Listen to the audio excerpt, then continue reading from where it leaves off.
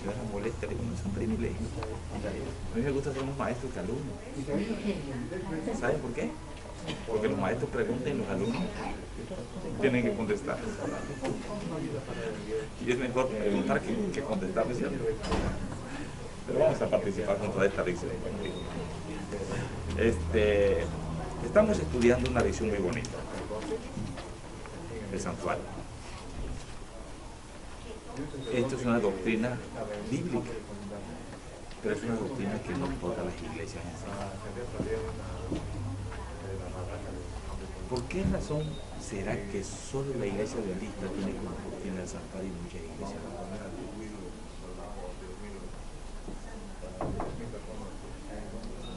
¿Cuál será la razón? ¿Es importante el estudio del santuario? Sí, muy importante. ¿Qué es el santuario? El templo. Y todo esto está relacionado con lo que es la esencia de la religión verdadera. Esto identifica muy bien a la iglesia adventista, con mucha humildad lo digo, como la iglesia verdadera. ¿Por qué? Porque muchos creemos que la religión tiene que ver con conducta, pero la religión tiene que ver con conducta. El énfasis de la religión es la conducta. Tristemente, muchos religiosos pensamos que es la conducta, pero no es cierto. El énfasis de la esencia de la religión no es conducta, es relación. ¿De qué sirve que el marido tenga una buena conducta si no tiene una buena relación con la esposa? El hombre es un santo, pero es candil de la calle y oscuridad de su casa. ¿Qué es más importante? Alguien diría como el chinito, las dos cosas. Pues una cosa lleva a la otra. Porque en la medida que tenemos una buena relación, vamos a influir en la otra persona, sí. Dime con quién andas y te diré quién eres. Si andamos con gente engalanada, lo más seguro es que nosotros que vamos a aprender a amar. Si vivimos con padres que son gritones, los hijos van a ser gritones. Porque siempre se cosecha. Queremos hijos modelos, pues. Pero la relación es vital.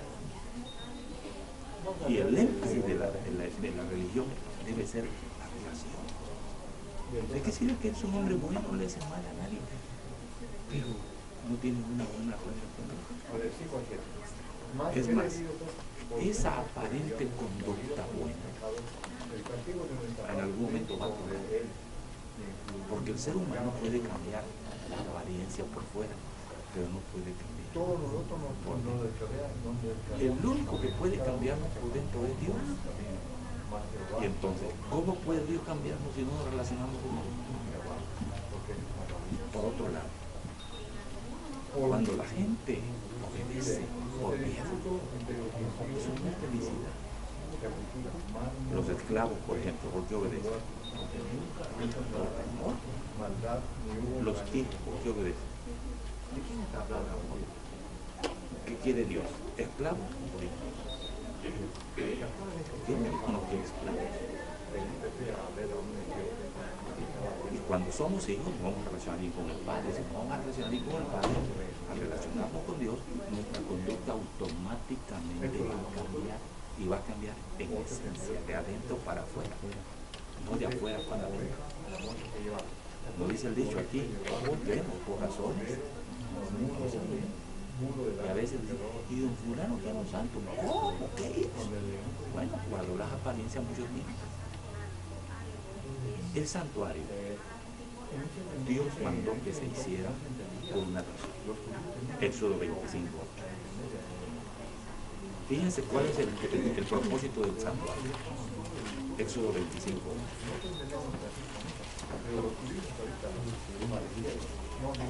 ¿Qué dice? A ver, muchachona, léeme, por favor. Y hacerme un santuario. Y yo habitaré entre ellos. Miren, ahí está la esencia. ¿Para qué fue el santuario? ¿Para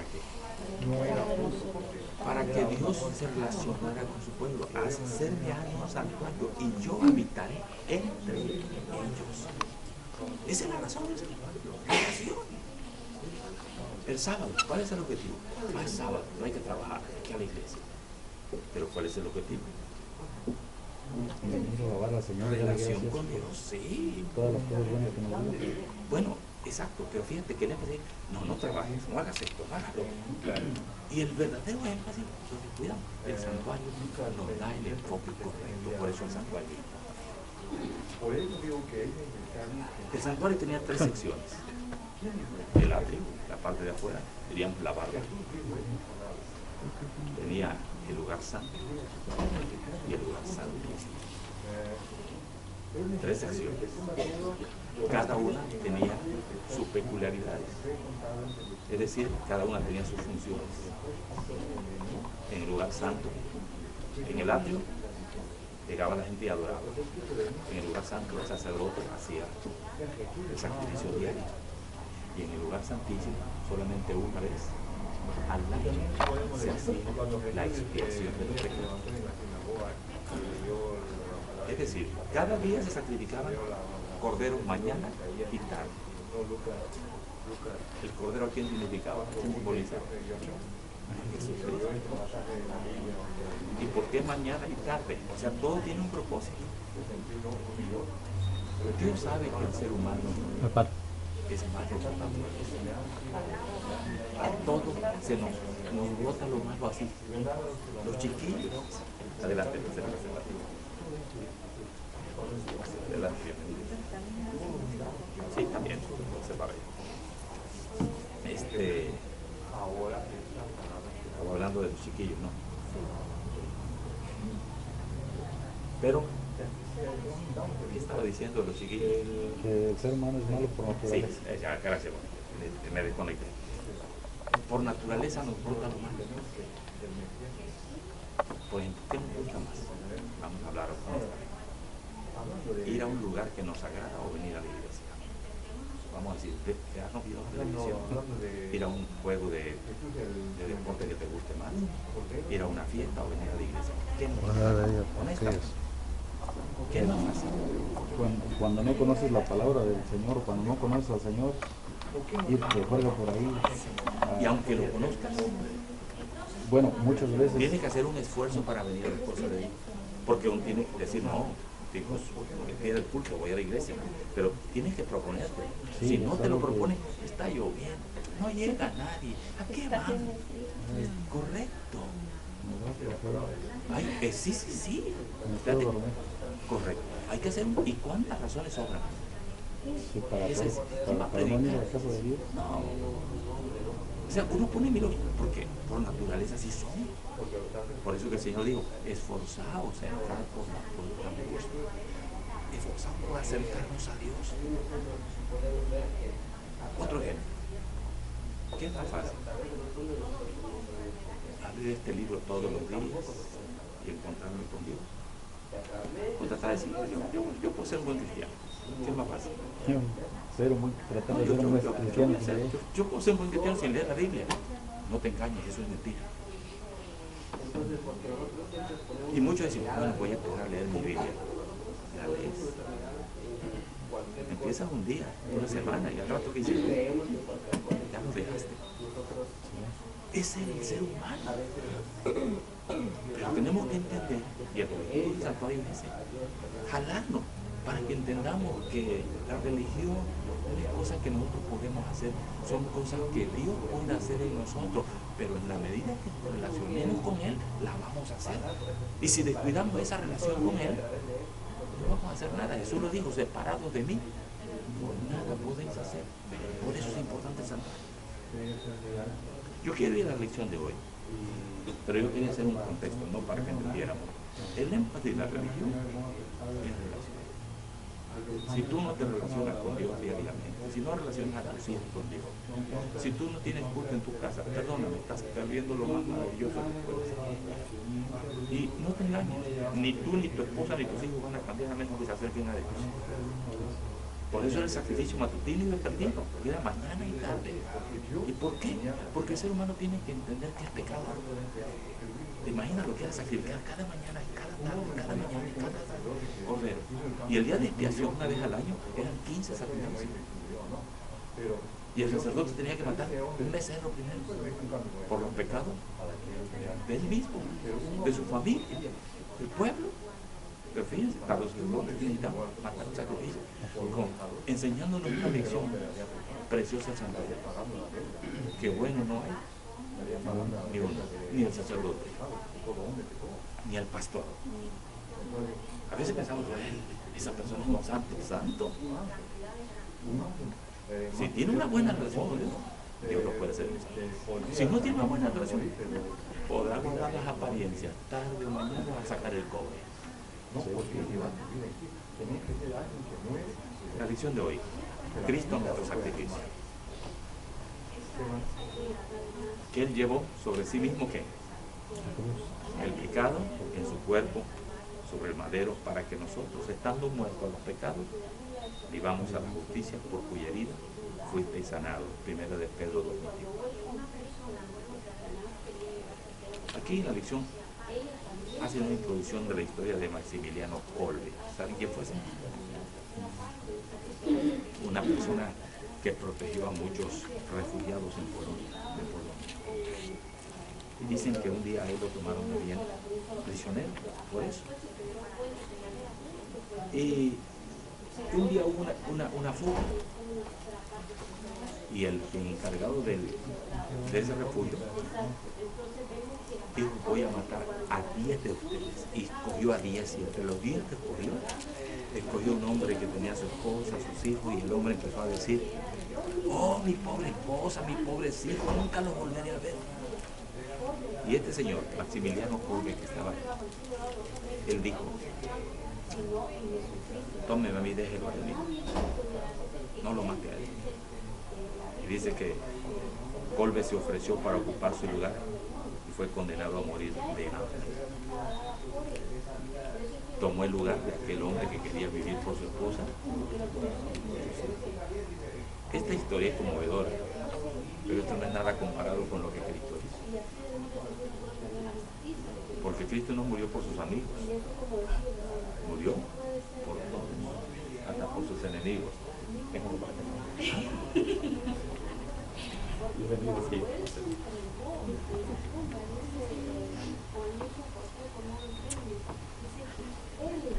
Así que lo que Cristo hizo es maravilloso. Dice el versículo: quien llevó el mismo nuestros pecados en su cuerpo. Este señor, Maximiliano Kolbe, murió de hambre. Cristo en la cruz murió de qué? De sed y de hambre. Él dijo en la cruz: sed tengo. Pero sed de quién. Cuando Cristo dijo sed tengo, ¿qué estaba diciendo? ¿Estaba muriendo por falta de agua en su cuerpo? Sí, porque era humano, se hizo humano. Pero lo que Cristo quiso decir es lo mismo que hizo con la mujer samaritana. Llegó al pozo de la mujer samaritana y le dijo que dame de beber. ¿Y qué pasó? La mujer entró en un diálogo con él. Pero la mujer dejó el cántaro y fue a buscar a sus paisanos para decirle que había encontrado el Mesías. No dice nunca el pasaje que Jesús tomó. ¿Quién era la sed de Jesús? La mujer samaritana. ¿Cuál es la sed cuando dijo Cristo? Sed vengo, ¿por quién estaba diciendo eso? La sed es un líquido, el agua es un líquido vital. Nadie puede estar sin tomar agua. Dios no puede hacer eso.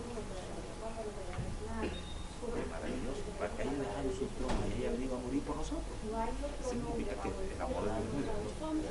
Y de paso, nadie nos ama. Nadie.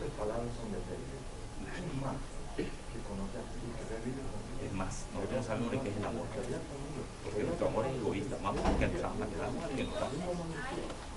Eso no es amor, eso es egoísmo, eso es interés. Pero amar al que no te ama, darle al que no te da, perdonar al que te está sacando los ojos, eso es amor. Jesús nos ama como Dios. Y la sed y el hambre por nosotros. La sangre de Cristo. La parte del reino. Hay varios textos ahí en Hebreos, en el capítulo 9, en el capítulo 10, el capítulo 12, el capítulo 13. Voy a mencionar algunos de ellos. Dice aquí, entró una sola vez en el lugar santísimo. No lo hizo con sangre de machos cabríos, sino con su propia sangre. Otro versículo dice, la sangre de Cristo purificará nuestras conciencias de las obras que conducen a la muerte. ¿La sangre de quién? Luego dice, la ley exige que todo sacrificio, que todo sea purificado con sangre, y sin derramamiento de sangre no hay perdón de los pecados. ¿Qué valor tiene la sangre de Cristo? ¿Por qué razón sin derramamiento de sangre no hay perdón de los pecados? ¿Por qué razón cada día el santuario se sacrificaba mañana y tarde? ¿Y por qué el día de expiación 15 sacrificios? ¿Por qué tanta derramación? ¿Qué quería Dios enseñando con eso? Porque tenía un propósito. ¿Qué le dijo Dios en el paraíso a Adán y a Eva? El día que comieres, le dijo la serpiente, de este árbol seréis como Dios. Pero Jesús había dicho que no comiesen, tocasen el árbol, porque el día que le comiesen moriría. Y la paga del pecado es muerte. ¿Por qué la sangre de Cristo nos limpia de todo pecado? Por su muerte, sí. Pero ¿qué está diciendo ahí el pasaje? Sin derramamiento de sangre no hay remisión de pecado. ¿Por qué? Porque la paga del pecado es muerte. Jesús miente. Cuando Jesús le dijo a Adán y Eva que el día que comieran morirían, ciertamente el día que ellos comieron del fruto, se rompió la relación entre Cristo y el ser humano. ¿Qué hizo Adán y Eva después que comieron? Se escondieron. ¿Qué hace la humanidad hoy? ¿Qué hacemos nosotros? No queremos estar ante Dios. ¿Por qué no queremos? Por la mugre que hemos cometido, por los errores, porque queremos estar comiendo del árbol prohibido. Eso es lo que pasa. ¿Por qué no nos sacamos Dios? Porque queremos hacer lo que nos da la gana. Porque queremos cometer hacer lo que nos gusta, lo que nos place. Y Cristo nos invita a decir, si alguno quiere venir en pos de mí, niéguese a sí mismo, tome su cruz y tomar la cruz significa no hacer lo que te agrada, sino hacer lo que a Dios le agrada. Y hacer lo que a Dios le agrada y no hacer lo que a ti te agrada no es nada agradable. ¿Qué es más fácil? Es más fácil hacer lo que nos agrada o hacer lo que le agrada a Dios. ¿Qué es más fácil? Pero si es más fácil hacer lo que nos agrada. Pero cuando hacemos lo que nos agrada,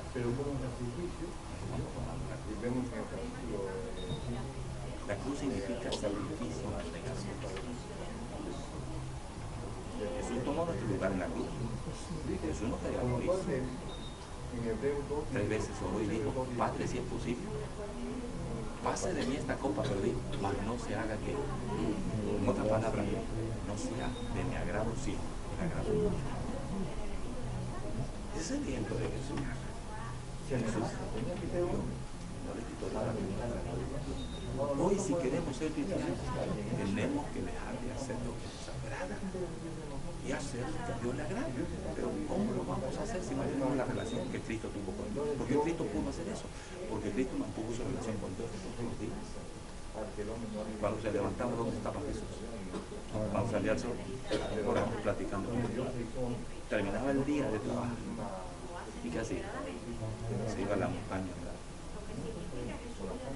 La vida de Jesús es un ejemplo. No solamente nos vino a salvar, Él nos enseñaba cómo se vive la vida. Pero eso es que la palabra de Dios dice, esforzados a entrar por la puerta angosta, porque os digo que muchos procurarán entrar y no podrán. Y Mateo 7:21, no todo el que me diga Señor, Señor, entra en el reino de los cielos, sino el que haga. Y hacer la voluntad de Dios es hacer lo que no nos agrada. Por eso les digo, ¿qué es más fácil? ¿Quedarse viendo televisión o ir a la iglesia? Quedarse viendo televisión. Pero ahí donde Pablo decía, cada día muero, ya no vivo yo, más vive. Tenemos que negarnos, pero la única manera de negarnos es que nos enamoremos de Dios. Cuando usted ama a alguien, usted hace por ese alguien que ama lo que sea. Pero si usted no lo ama, la religión es un fastidio. Guardar el santo, guardar los mandamientos de Dios, perdonar al que te ofende, eso es un martirio para el que no lo da. Pero el que tiene a Dios, Dios produce en él el querer todo hacer. Por eso vuelvo a lo que decimos al principio. La religión es relación. Si no hay relación con Dios, la religión es una relación. Somos de aquí para afuera cristianos o adventistas, sin relación con Dios. Pero con una buena relación con Dios, hermano, no tendremos enemigos, no veremos tranquilos, sabremos perdonar. Si vives con Dios todos los días en esa relación, tú eres una persona libre. Pero eso lo pedimos nosotros. Pero muchos queremos cambiar sin Dios. Imposible. Ahora, sin derramamiento de sangre, no hay perdón. Y para derramar la sangre, ¿qué pasa si una persona le quita la sangre? Porque, ¿qué propósito tenía la cruz? ¿Matar a la persona? Sí, pero ¿cuál es el propósito de la cruz? Sufrir. Los clavos en la mano no matan a nadie. Los clavos en los pies no matan a nadie. Ahora, métele el clavo en la cabeza sí lo mata. En el corazón lo mata enseguida. Pero en las manos no mata a nadie. Porque el propósito era que la sangre se fuera yendo poco a poco. Porque entonces se moriría. Pero moría sufrir. Cuando la Biblia habla de la cruz y nos invita a tomar la cruz, nos invita a negarnos a nosotros mismos. Pero no nos vamos a negar a nosotros mismos si no comprendemos cuánto Dios nos ama. Si no amamos a Cristo, no podemos obedecerle. Con amor, le vamos a obedecer, pero por obligación. Ay, ir a la iglesia, qué fastidio. Aquí acabo de predicar. Nos fastidia la cosa religiosa. ¿Por qué? Porque no hay una buena relación. Necesitamos entender el propósito del santuario. Ahora, estos sacrificios que se hacían en el santuario como la parte del lunes, ¿cómo era? ¿Cualquier corderito podía morir? ¿Cómo tenía que ser el sacrificio? Tiene que ser puro y sin mancha. Correcto, sin mancha. Es decir, un corderito que tuviera medio cielo, ese no servía. Uno que tuviera la piernita quebrada, no servía. Tenía que ser un corderito ¿qué? Perfecto. Porque ese corderito simbolizaba a quién? A Cristo. Y Cristo iba a tomar el lugar de ese corderito porque Cristo fue sin mancha. No comete pecado.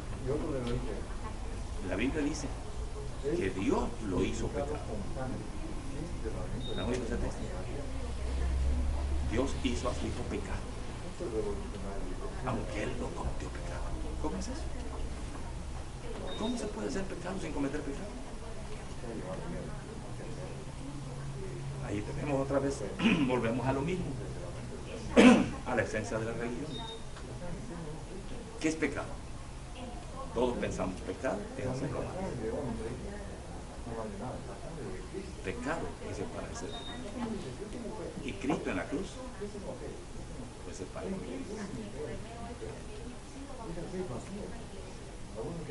¿Entienden eso? Cristo en la cruz ¿qué? Fue separado. ¿Cómo dijo Cristo en la cruz?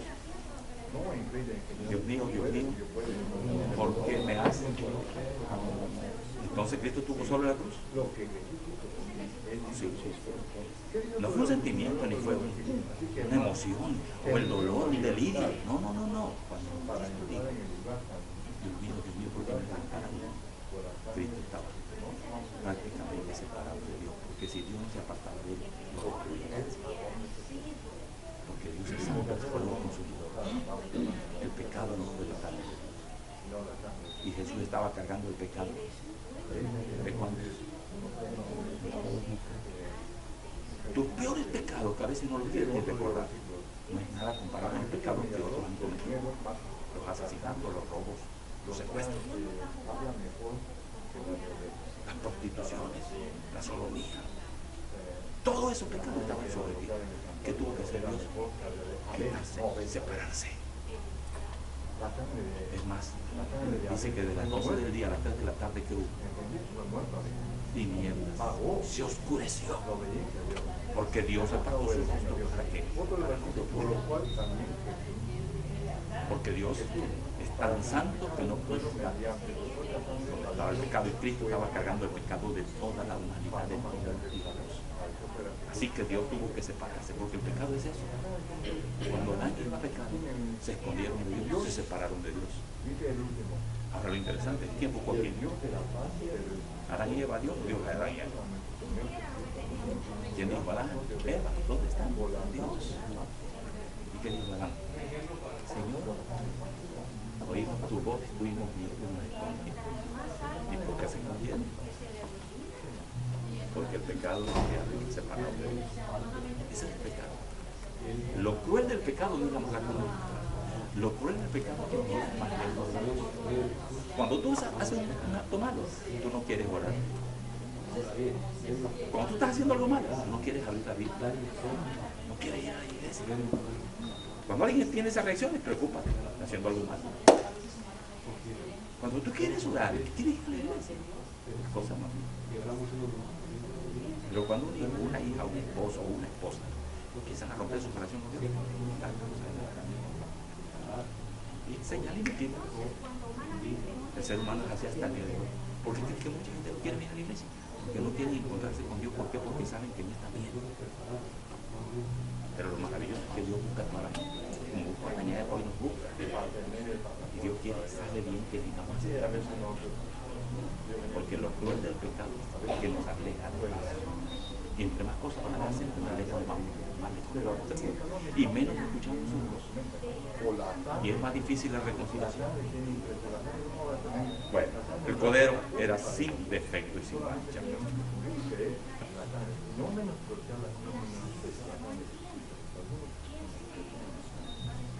Isaías 53 dice: mas el herido fue por nuestras rebeliones, molido por nuestros pecados. El castigo de nuestra paz fue sobre él, y por su llaga fuimos nosotros curados. Todos nos descargamos por ovejas, dice, cada quien se apartó por su camino, mas él cargó sobre sí el pecado de cuántos, de todos nosotros. Dos preguntas aquí. ¿Quién es capaz de aguantar todos nuestros pecados? ¿Quién cargó sobre sí el pecado de todos nosotros? ¿Qué hacemos normalmente nosotros cuando cometemos un error? ¿A quién se lo queremos decir? ¿A alguien de confianza? ¿Algún amigo, alguna amiga, papá, mamá? La esposa al esposo, el esposo a la esposa, ¿no es cierto? Y muchas veces cuando nosotros somos así y sacamos eso trae más complicaciones. Recuerdo un caso.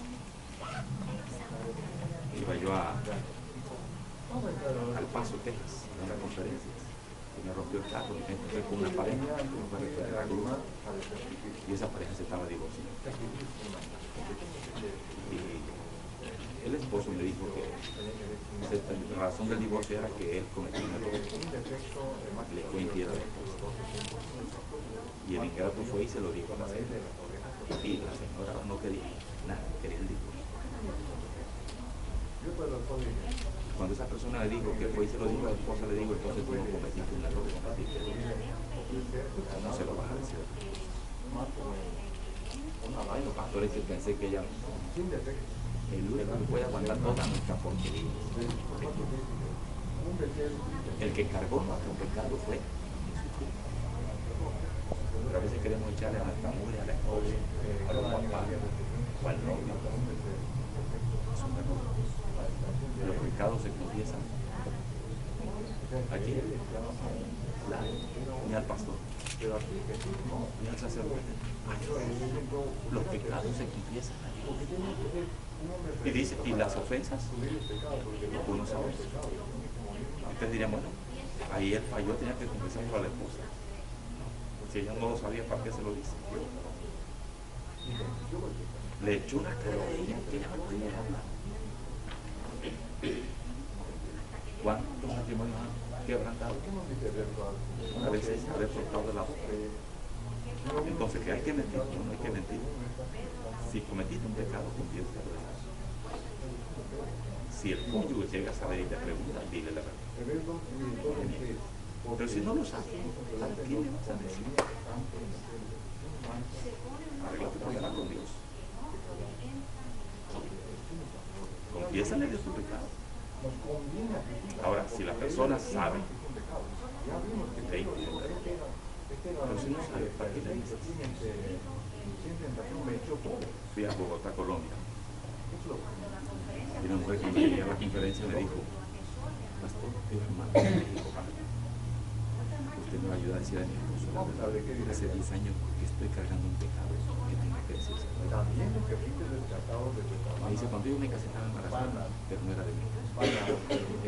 Dice, y ahora tenía 3 hijos más. Y el muchacho, 3 hijos y el muchacho. Y pastor, usted vino para que usted me ayude a decirle a mi esposo la verdad, que vamos a ser mi esposo que se equivocó. ¿Qué? Ni los sueños se equivocó, yo no vine a eso para Colombia. Pero pastor, no hermano, hace 10 años Dios le perdonó ese pecado. Usted está cargando un pecado. ¿Su esposo sabe algo? No, nunca. ¿Qué me va a decir? Déjeselo. Si mañana le pregunta algo, no le viene, enfrente la verdad. Pero dice el texto, la Biblia, que fiel es Dios que no nos dará una prueba más grande que la que podamos tomar. Si Él lo sabe, le pregunta, dígale, y que pase lo que quiera. Pero si ¿para qué le va a decir? Eso fue hace como 15 años atrás o más. Fui a Bogotá, hace como 3, 4 años atrás, sí, exactamente antes de salir de Miami. Fui otra vez a Colombia y me encontré con la pareja. Ahí está, el muchacho. Usted lo ve caminar y se parece al papá. Sí, igualito. Increíble cómo se acuerda. Puede ser que la señora también se haya equivocado. Pero el muchacho es igualito que el papá. Camina como el papá, jala como el papá. Es un profesionista. Él dice el matrimonio. Ya las hijas están casadas, son abuelos. Están felices. La señora me invitó a su casa y conocí al hombre y saludé al hombre. Me dijo, pastor, yo he tenido paz desde que usted vino por aquí. Que nos pecados de confianza a la vida. No querramos echarle a nuestra falta a hay muchachas que se casan, que no eres casada, dicen al novio todo lo que hicieron. Es un error. Tu pecado, confianza a la vida, tienes que decirle el nombre. Pero a veces pensamos que entendemos mal la Biblia, la interpretamos de manera mal y cometemos errores que no vamos. Por eso hay que leer bien la palabra. El único que cargó nuestro pecado y que puede aguantar nuestro pecado y todas las que hemos hecho, el único que puede. Escuchen, ni papá ni mamá. Claro, si tenemos confianza en ellos, está bien. Yo te aconsejo, dice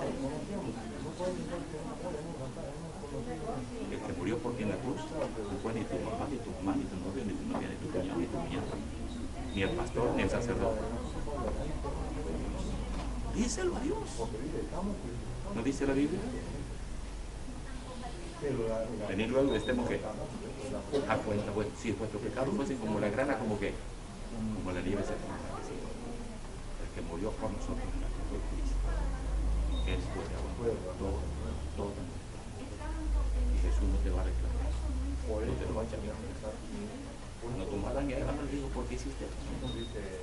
El Señor sencillamente le vistió, puso una túnica de piel. El Señor le hizo una promesa. Los restauró la relación. Ciertamente fueron echados del Edén, pero ellos podían acercarse a Dios a través de los sacrificios. Porque esa relación, Dios Cristo la restauró al morir en la cruz. Cuando Cristo fue muerto en la cruz, recuerden, una cosa pasó. Cuando Él dijo, consumado es, el velo del templo se rompió. La parte que separaba el lugar santísimo, donde solamente entraba el sacerdote una vez al año, se rompió. ¿Qué quiso decir eso? Que hoy cualquier persona puede acercarse a Dios sin ningún intermediario, porque nuestro intermediario es Jesucristo. ¿Tenéis un pastor? Tú puedes acercarte. Lo dice la Biblia. Acerquémonos confiadamente al trono de la gracia para alcanzar misericordia. Ese es el propósito del santuario, por eso se Cristo es nuestro sacerdote, Cristo es nuestro abogado, es nuestro intercesor. Cristo cargó el pecado de nosotros, no ninguna persona. Cristo nos ama como nadie. Y Él nos invita a acercarnos a Él para que Él nos haga a su semejanza. El único que puede cambiar nuestro carácter, nuestra forma de ser, nuestro temperamento, nuestros vicios, nuestros malos hábitos, el único que puede es Dios.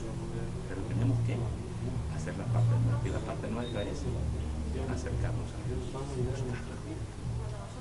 Él está buscando, acercándonos a Él. ¿Cómo? ¿Cómo nos acercamos a las personas?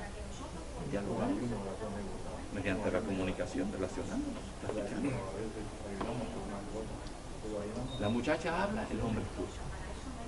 El muchacho habla, la muchacha escucha. Eso es relación. Y así llegan a enamorarse, que llega el día que se casan. Cuando la religión es buena, empiezas a escuchar a Cristo y te vas enamorando de Él. Y a medida que lo escuches y te relaciones más con Él, lo vas a amar más y vas a querer obedecerle más. Pero si no lo amas, muchos queremos ser cristianos sin Dios, sin Cristo, es imposible.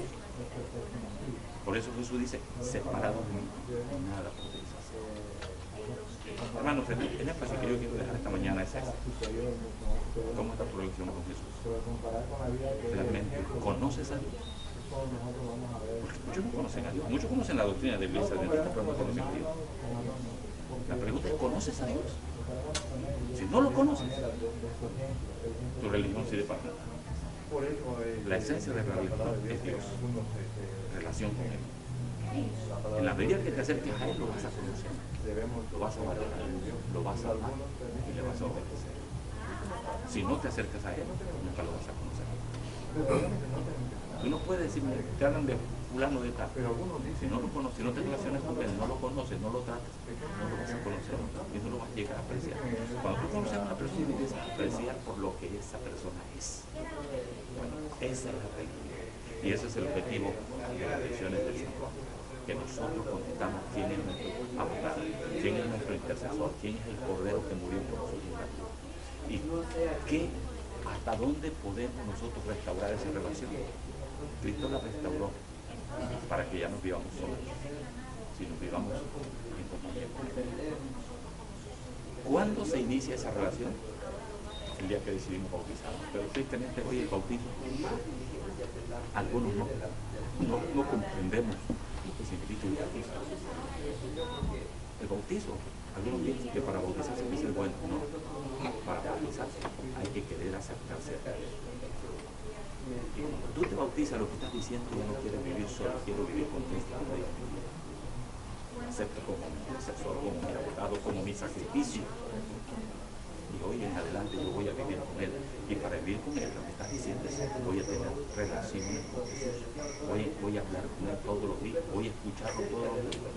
Pero ¿qué pasa con muchos que se bautizan? ¿Y qué pasa con el estudio? ¿Qué pasa con la respuesta? ¿Qué pasa con la iglesia? Mira, la iglesia va. Ahora, hay una cosa que más leí esta semana es, toda persona que se bautice hace un compromiso. ¿Sabe qué es compromiso? Servir a Dios. Antes servías al mundo. Cuando tú te bautizas, estás diciendo, voy a servirte, Señor. Si eso hiciéramos todos, esta iglesia cristiana. Pero ¿qué pasa? Que no hemos entendido el cristianismo.